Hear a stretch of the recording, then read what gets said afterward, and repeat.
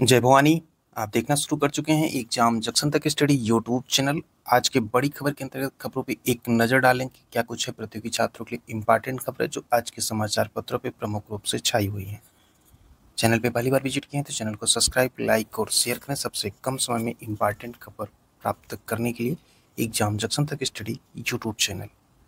CBSE की ओर से बड़ा बदलाव किया गया है। कक्षा 9वीं के लिए जो है अब छात्र जो है किताब खोल कर दे सकेंगे जो है परीक्षा। एक बैठक में ये निर्णय लिया गया कि रटने की आदत को जो है इस प्रकार से खत्म किया जा सकता है। तो जून में हुई थी बोर्ड की बैठक और लिया गया था ये फैसला कि 2026-27 से कक्षा 9 के छात्रों के लिए किताब खोल कर परीक्षा शुरू करने का निर्णय लिया गया। वही मुख्य उद्देश्य ये है कि छात्रों को रटने की आदत और आलोचनात्मक सोच जो है उसका विश्लेषण करने की क्षमता वगैरह इस सब बिंदु को ध्यान में रखते हुए जो है सीबीएसई ने ये बड़ा निर्णय लिया है। बढ़ते हैं अगली खबर की तरफ। वहीं अगली खबर है आज के समाचार पत्रों पर प्रमुख रूप से आईटीआई के चौथे चरण के लिए आज से होंगे प्रवेश। बात हो रही है लखनऊ अमर उजाला ब्यूरो से कि राज्य की व्यावसायिक जो प्रशिक्षण परिषद सत्र 2025-26 के लिए जो है निजी औद्योगिक प्रशिक्षण संस्थान यानी कि आईटीआई के चौथे चरण में प्रवेश हेतु ऑनलाइन आवेदन आमंत्रित किए गए थे। तीसरे चरण की चयन सूची के आधार पर 7 अगस्त तक प्रवेश की कार्रवाई पूरी होने के बाद जो है जो बची हुई सीटें हैं ये प्रक्रिया की जाएगी। व्यावसायिक शिक्षा कौशल विकास एवं उद्यमशीलता विभाग के विशेष सचिव ने जो है बताया है कि पहले से जो पंजीकृत हैं नए विकल्प भर सकेंगे, जबकि नए अभ्यर्थियों को पंजीकरण कर आवेदन करना होगा और शुल्क जो होगी वो सामान्य और पिछड़ा वर्ग के लिए 250, वहीं अनुसूचित जाति और जनजाति के लिए 150 रुपए जो है शुल्क भी निर्धारित की गई है। तो बढ़ते हैं अगली खबर की तरफ। वहीं अगली खबर आज के समाचार पत्रों पर प्रमुख रूप से उत्तर प्रदेश लोक सेवा आयोग की एपीएस 2013 को लेकर के सीबीआई जांच पर से लगा ग्रहण। खबर यह है कि निरस्त होने के बाद अपर निजी सचिव परीक्षा 2013 का दोबारा नहीं हो सका आयोजन। पूरी खबर यह है कि उत्तर प्रदेश लोक सेवा आयोग की जब परीक्षाओं की सीबीआई जांच शुरू हुई तो उसके बाद एपीएस पे ग्रहण लग गया जो कि 2013 में निरस्त हुई थी, दोबारा नहीं कराई जा सकी और स्थगित होने के बाद अभ्यर्थियों ने अब नई तिथि घोषित होने का इंतजार किया। दरअसल एपीएस भर्ती को लेकर के विवाद जो था वो 2010 के विज्ञापन को लेकर के था और सीबीआई ने इसी भर्ती में धांधली के आरोप लगाते हुए मुकदमा भी दर्ज किया था। तत्कालीन परीक्षा नियंत्रक को कटघरे में खड़ा करते हुए नामजद एफआईआर दर्ज की। विवाद जो था वो शॉर्ट हैंड और टाइप टेस्ट को लेकर हुआ था। विज्ञापन में प्रावधान किया गया था कि शॉर्ट हैंड और टाइप टेस्ट में 5% तक की गलती पर छूट दी जाएगी और पर्याप्त संख्या में अभ्यर्थी न मिलने की स्थिति में विशेषाधिकार के तहत अतिरिक्त 3% गलती पर भी छूट दी जाएगी। सीबीआई ने जांच में ऐसा पाया कि पर्याप्त संख्या में अभ्यर्थी मिलने के बावजूद जो है कुछ अतिरिक्त 3% गलती पर छूट देकर कुछ अभ्यर्थियों को गलत तरीके से लाभ पहुंचाया गया है।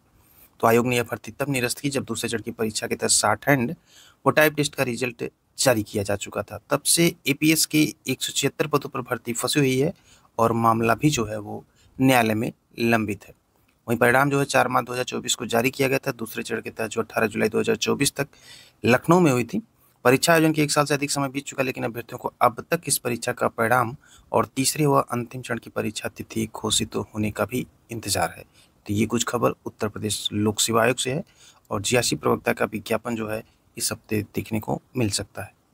बैंकिंग की प्रिपरेशन करने वालों के लिए गुड न्यूज ये है कि एसबीआई की तरफ जो कि देश का सबसे बड़ा बैंक है वो 6,589 पदों पर जो है भर्ती निकाला। पूरी खबर ये है कि क्लरिकल काडर में जूनियर एसोसिएट यानी कि कस्टमर सपोर्ट एंड सेल्स की जो है कुल 6,589 पदों पर नियुक्ति के लिए आवेदन आमंत्रित किए गए हैं। इनमें से जो 1,409 पद होंगे वो बैकलॉग से भरे जाएंगे और एसबीआई की वेबसाइट पर जाकर के आप देख सकते हैं 26 अगस्त 2025 तक इसका ऑनलाइन आवेदन भी कर सकते हैं। शुल्क जो है 750 रुपये रखी गई है। वहीं एससी और एसटी वर्ग और दिव्यांग के लिए कोई शुल्क नहीं है। भुगतान किसी भी माध्यम से कर सकते हैं, डेबिट, क्रेडिट, नेट बैंकिंग और ऐसे। इसमें क्या करना है कि विश्वविद्यालय से किसी विषय में स्नातक या उसके समकक्ष की डिग्री होनी चाहिए। आयु 20 वर्ष से अधिकतम 28 वर्ष से कम होनी चाहिए, जिसकी गणना 1 अप्रैल 2025 से की जाएगी। वेबसाइट है sbi.co.in पर जाकर के जो है प्रारंभिक परीक्षा की संभावित तिथि जो है वो सितंबर 2025 है। मुख्य परीक्षा जो है नवंबर में वो भी संभावित है। तो इसके लिए जो है 3 वर्ष जो ओबीसी वर्ग हैं उनको छूट दी गई, दिव्यांगों को 10 वर्ष की दी गई है।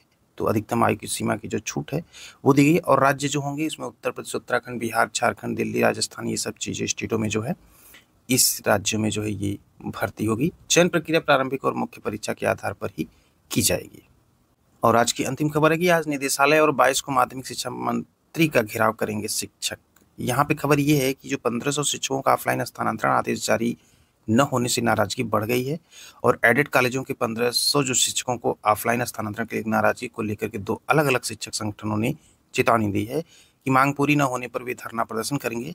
इसमें 11 अगस्त को शिक्षा निदेशालय और 22 अगस्त को शिक्षा मंत्री का घेराव करने का निर्णय लिया गया है। तो जिम्मेदारी जो शासन प्रशासन की होगी कि आंदोलन करने पे जो उधर उत्तर प्रदेश माध्यमिक शिक्षक संघ की राज्य कार्यकारिणी की बैठक जो होगी वो डीएवी पीजी कॉलेज के सभागार में जो होगी, इसमें अध्यक्षता में हुई है। इसमें निर्णय लिया गया कि यदि 20 अगस्त तक आदेश जारी नहीं हुए तो 22 अगस्त को माध्यमिक शिक्षा मंत्री का घेराव भी किया जाएगा। तो टीचर्स में दिख रही इन तमाम तरह की बड़ी खबरों पे एक नज़र डालें। आज की बड़ी खबर के अंतर्गत आप देख रहे थे एग्जाम जंक्शन तक स्टडी यूट्यूब ने इस प्रकार की खबरों को पर डे देखने के लिए एग्जाम जंक्शन तक स्टडी यूट्यूब चैनल को यदि अभी तक सब्सक्राइब नहीं किया तो सब्सक्राइब करने के साथ साथ बेल आइकन को जरूर प्रेस करें। मिलते हैं अगली बड़ी खबर वीडियो के साथ।